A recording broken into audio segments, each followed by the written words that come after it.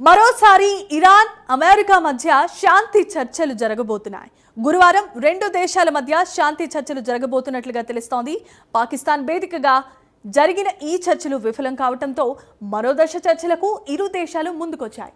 అయితే యురేనియం శుద్ధి చేసే విషయంలో రెండు దేశాలకు మధ్య ఒప్పందం కుదరటం ఇప్పుడు 5 ఏళ్ల పాటు యురేనియం శుద్ధిని నిలిపివేస్తామని ఇరాన్ కూడా ప్రకటించింది. అయితే 20 ఏళ్ల పాటు యురేనియం శుద్ధిని ఆపాల్సిందిగా అమెరికా డిమాండ్ చేస్తోంది.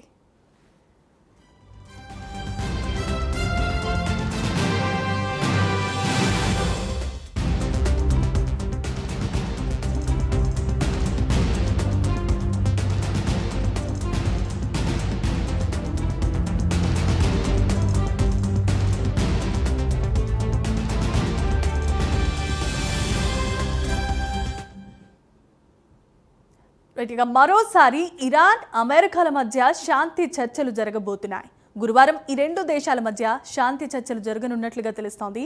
పాకిస్తాన్ వేదికగా జరిగిన ఈ చర్చలు విఫలం కావడంతో మరో దశ చర్చలకు ఇరు దేశాలు ముందుకొచ్చాయి. అయితే యురేనియం శుద్ధిని చేసే విషయంలో ఈ రెండు దేశాలకు మధ్య ఒప్పందం కుదరటం లేదు. 5 ఏళ్ల పాటుగా యురేనియం శుద్ధిని నిలిపివేస్తామంటూ ఇరాన్ ప్రకటిస్తూ ఉంటే 20 ఏళ్ల పాటు యురేనియం శుద్ధిని ఆపాలి అంటూ అమెరికా మరోవైపు డిమాండ్ చేస్తోంది.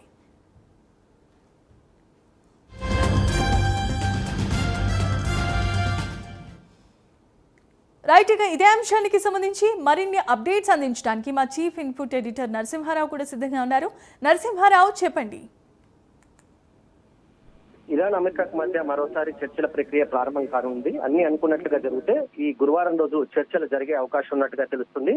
ముఖ్యంగా గత వారం పాకిస్తాన్ లో ఇస్లామాబాద్ లో జరిగిన చర్చలు విఫలమైన నేపథ్యంలో మరో దశ చర్చలకు రెండు దేశాలు సూచనప్రాయంగా అంగీకరించినట్టుగా మనకు తెలుస్తుంది. దీనికి సంబంధించినంత వరకు కండిషన్స్ ఇరు దేశాలకు సంబంధించినంత వరకు మళ్ళీ కొత్తగా కొన్ని అంశాలు తెరపైకి వచ్చాయి. ఇరాన్ అమెరికా కొన్ని అంశాలు ముఖ్యంగా అణు ఆయుధాలకు సంబంధించి కానీ అణు ఆయుధాలకు సంబంధించి ఇతర విషయాలకు సంబంధించినంత వరకు రెండు దేశాలు కూడా కొన్ని కీలక అంశాలపై కొంచెం పట్టు విడుపును ఇవ్వాలనే ఉద్దేశంతోనే ఉన్నట్టుగా మనకు తెలుస్తుంది. అయితే ఈ చర్చలు ఎక్కడ జరుగుతాయనే అంశానికి మాత్రం ఇంకా క్లారిటీ రాలేదు. అయితే పాకిస్తాన్ మాత్రం మరోసారి ఇస్లామాబాద్ వేదికగానే చర్చలు జరిగే అవకాశం ఉందని చెప్తుంటే ఈజిప్ట్ అదే విధంగా టర్కీలు కూడా ఈ చర్చలకు సంబంధించి ప్రస్తుతం మధ్యవర్తిత్వం చేస్తున్నాయి. అవసరమైతే జెనీవాలో కూడా ఈ చర్చ జరిగే అవకాశం ఉన్నట్టుగా మనకు తెలుస్తుంది.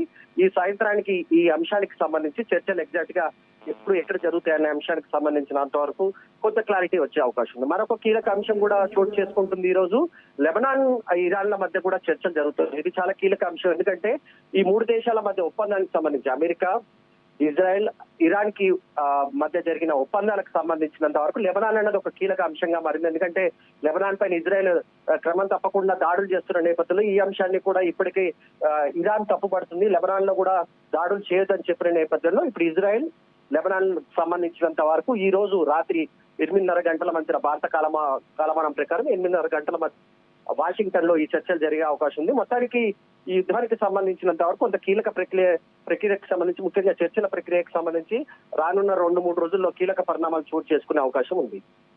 Right, thanks for the updates Narasimha Rao.